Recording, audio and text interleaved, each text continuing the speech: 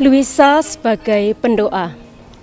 Pada hari ketiga dari retretnya dalam tahun 1657, Luisa menulis tentang doanya. Doa saya sudah menjadi lebih kontemplasi atau hening daripada suatu penalaran atau pemikiran.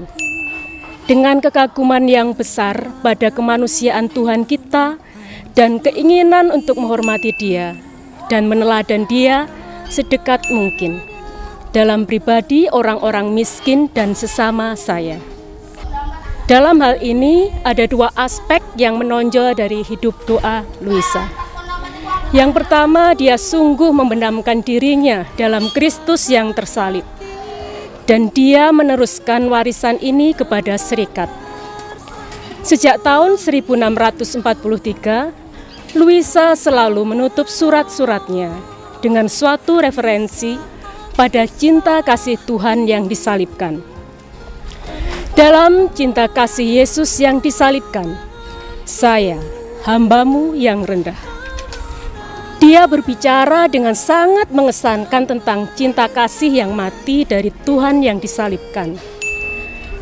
Pada kaki salib yang suci, dikuduskan dan dimuliakan ini, saya mempersembahkan segala sesuatu yang mungkin menjauhkan saya dari cinta kasih, dengan segala kemurnian yang Engkau harapkan dari saya, tanpa pernah menginginkan penghiburan apapun selain ketaatan kepada kehendak-Mu yang suci dan peraturan-peraturan dari cinta kasih-Mu yang murni.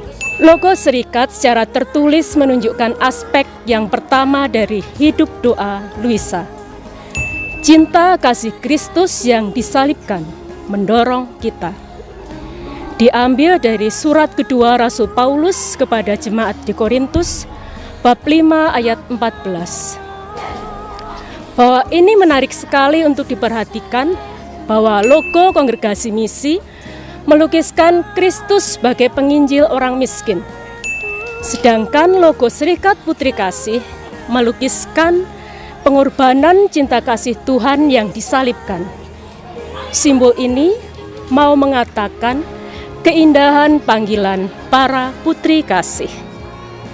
Aspek kedua dari wajah pendoa atau kontemplatif Luisa adalah pusat perhatiannya pada Roh Kudus. Dalam hal ini, spiritualitas Luisa lebih jelas daripada Vincentius. Tulisan-tulisannya menunjukkan penekanan yang luar biasa tentang Roh Kudus. Pengalamannya tentang Pentakosta pada tahun 1623, 10 tahun sebelum mendirikan Putri Kasih, merupakan titik balik dalam hidupnya. Dan ini adalah bagian dari warisan spiritual yang dia teruskan kepada serikat. Pada hari Pentakosta sebelum perayaan Ekaristi, pada saat saya berdoa di gereja, tiba-tiba pikiran saya dibebaskan dari segala keraguan-raguan. Saya diyakinkan bahwa akan tiba saatnya di mana saya akan mengikrarkan kaul kemiskinan, kemurnian, ketaatan, dan bahwa saya akan menjadi bagian dari suatu komunitas kecil di mana orang-orang akan melakukan hal yang sama, dan bahwa saya akan tinggal di suatu tempat di mana saya dapat menolong sesama saya. Tetapi saya tidak mengerti bagaimana semua itu akan terjadi, karena orang-orangnya di situ harus keluar masuk. Saya juga diyakinkan bahwa saya harus tetap tenang mengatasi pembimbing rohani saya, karena Allah akan memberikan kepada saya seseorang yang Dia tunjukkan kepada saya. Pada awal persahabatan mereka, Vincentius menulis kepadanya tentang dua hal. Pertama, kerajaan Allah adalah damai dalam Roh Kudus. Dia akan meraja dalam diri Anda jika hati Anda damai. Lalu dia menambahkan, Roh Tuhan akan menjadi peraturan Anda dan pembimbing Anda. Luisa menyimpan dua hal ini dalam lubuk hatinya. Yang menarik dari kehidupan Santa Luisa dalam hidupnya sebagai pendoa adalah, pertama, dia membenamkan dirinya dalam Kristus yang tersalib, dan kedua, menyerahkan dirinya pada hidup Roh Kudus.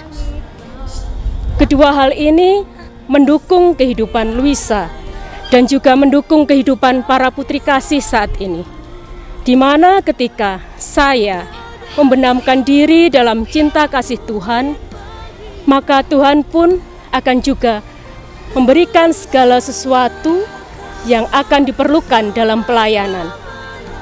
Dan juga ketika saya menyerahkan diri pada Roh Kudus, Roh Kudus akan memenuhi diri kita, diri saya dengan cinta kasih Allah yang murni. Roh Kudus membuat kita patuh kepada Allah dan menempatkan saya dalam hatinya. Saudara-saudara yang terkasih, sebagai pendoa, Santa Luisa mengajak kita semua, terutama para Vincenzian, untuk tetap menyerahkan diri kepada Allah, percaya kepada penyelenggaraan ilahi, dan juga selalu percaya bahwa dalam setiap pelayanan kita, orang-orang miskin yang kita layani adalah Allah sendiri. Dan juga ketika kita menyerahkan diri dan memendamkan diri pada cinta kasih Allah yang tersalib, Kristus sendiri yang akan menolong kita, yang akan memberikan kekuatan kita dalam pelayanan, terutama pelayanan kepada orang-orang miskin.